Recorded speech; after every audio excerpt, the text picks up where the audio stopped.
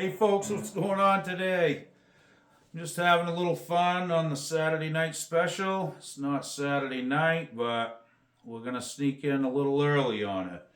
Anyway, if you guys been watching my videos, I did a few videos on this today. I installed some fret markers in the fretboard, kind of my own invention, and I did it cost free, and I didn't use a drill to make the holes. So if that got your attention, you may want to check out my videos I posted. It came out good and it works great. I can see dots again. It has dots in the front of the neck, but it didn't have any up here. So once in a while I do glance down when I'm playing and just see where I am. So that being said, it was a fun little project and it came out nice, and I can't feel them or anything when I play, so all in all, that's pretty good. I bought this guitar probably 15 years ago, maybe more than that. I can't really remember now, but I think I paid $3 or $4 for it. I think it was $4. It was at a yard sale right beside the road. It was in the beaten sun, and yeah, I think I was in a good mood that day, and I splurged and went $4 on it. Anyhow, we just got it all back together. Like I said, I got the dots in there. I cleaned up the frets earlier, and other than that, it really didn't need anything. I had to make a little cover for the control plate here, which I made out of like some vinyl plastic stuff. And I do have a cover for the back, but for right now I'm just going to leave it off and just go with it. This guitar, the body has a ton of sustain. I mean, you can feel it vibrate in your leg, my arm, my forearm's laying over, and my belly. It sticks out to me is all I'm getting at. I've got a ton of guitars that I play, daily, but some of them will really resonate more than others, and some will like vibrate your abdomen and your leg and your forearm. That's what's going on here with this one.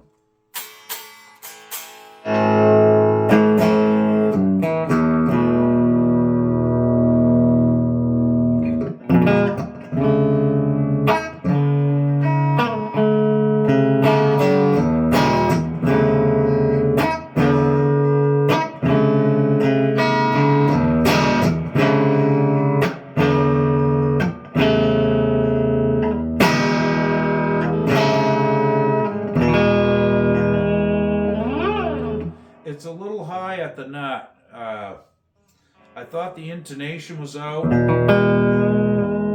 but I can bend those quite a bit, so it's a little high, and that's kind of throwing the first position chords out a little.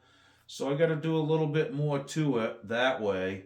Other than that, the guitar's nice and straight. The strings go over the poles like they should, and the neck's straight. Everything feels good on it. I mean, it's better than just leaving it in the closet in a case and never using it ever. It just took an hour or two's worth of tinkering on it, and I've got it to the point where it's playing pretty decent.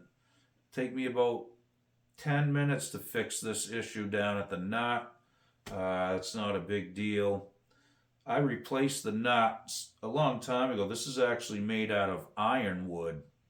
And that stuff's hard. It's hard to file. It's just really hard wood. It will sink if you put it in water.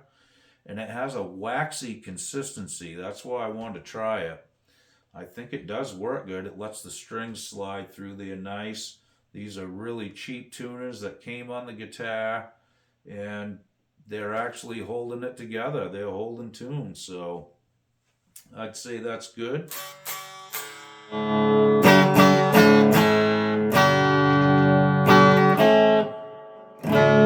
So like I said, when you push down a little hard, where the strings are higher down by the nut here, it'll cause the guitar to sound like it's out of tune and that kind of thing. So I guess that's the only thing I really need to address on it is just lower the action a little bit on the nut end.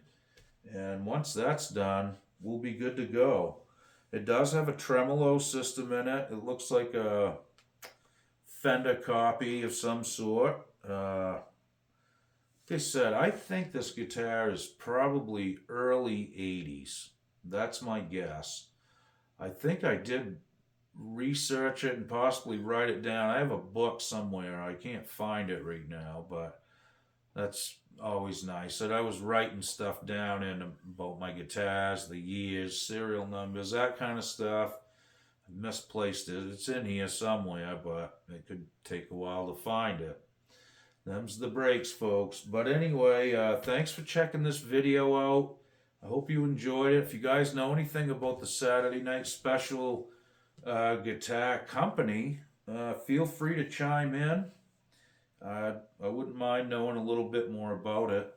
I do need to put some strap buttons on it, and I've got some kicking around in the shop, so that'll be one more thing.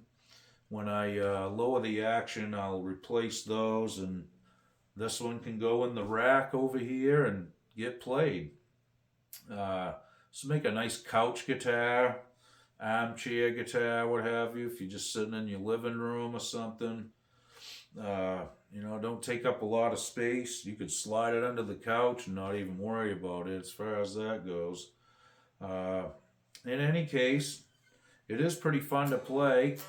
The body's comfortable. It's small, so it's not obtrusive. It doesn't feel uncomfortable at all. It just actually feels really comfortable. And it's not so small that it's awkward. It just kind of feels like a regular guitar, And the scale's nice on it too. You can really burn on this thing, So anyway, guys, thanks again for checking it out. There's another one for the record books, if I can find them. At least, like I said, it's in service again.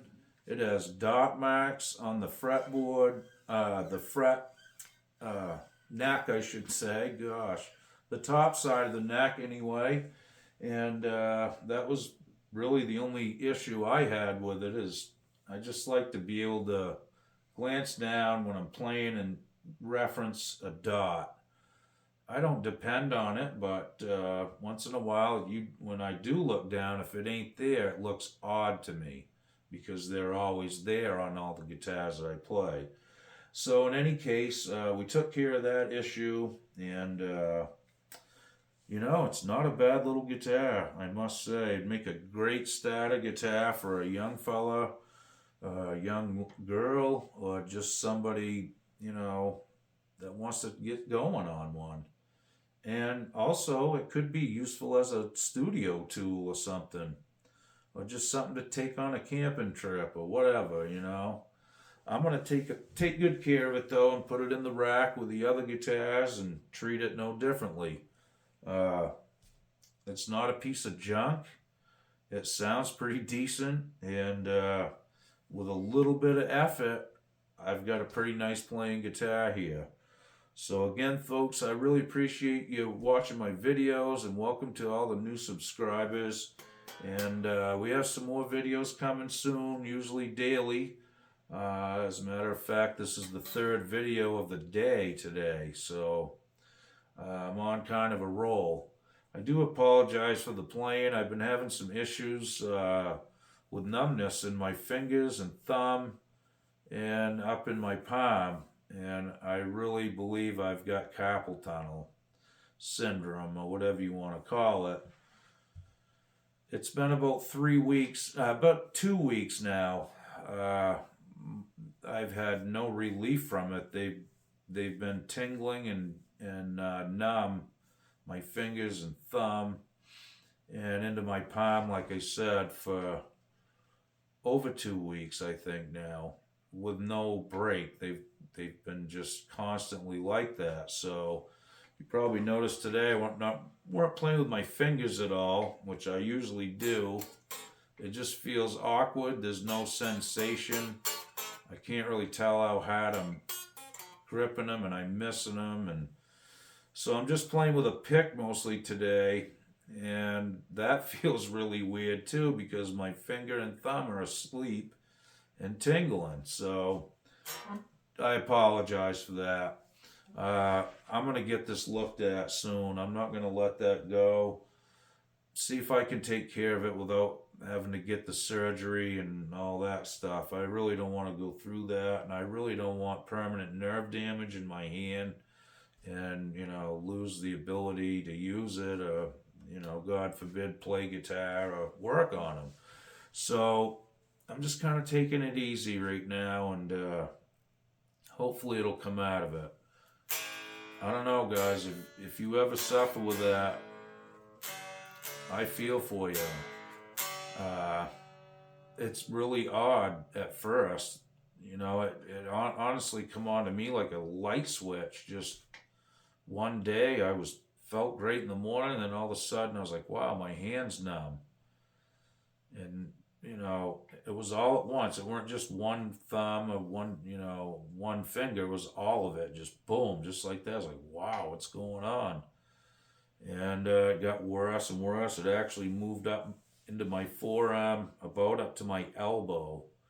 And today it's kind of down in this area and to my hand and fingers. So I got to take it easy. I'm getting one of those like brace things to put on my hand too. I'm going to try that, see what happens. But if you guys experience any weird numbness and tingling in your hands, you might want to get it checked out, because I've been researching it, and it ain't something you want to let go and go and go, and because it's not going to get better if you do.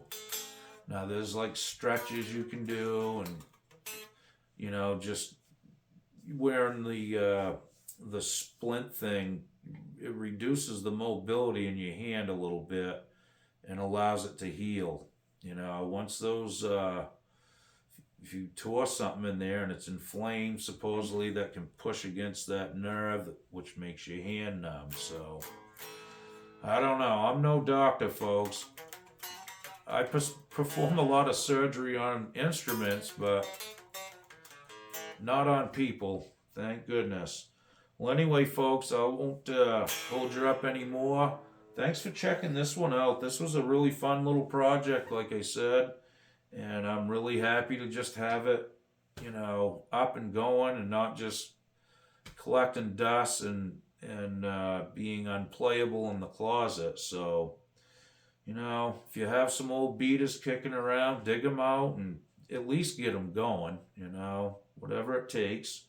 Usually it isn't much, and then you can at least play it instead of just looking at it and knowing it's messed up and like, I've done that a lot, so I try to tinker on them and get them all working if I can.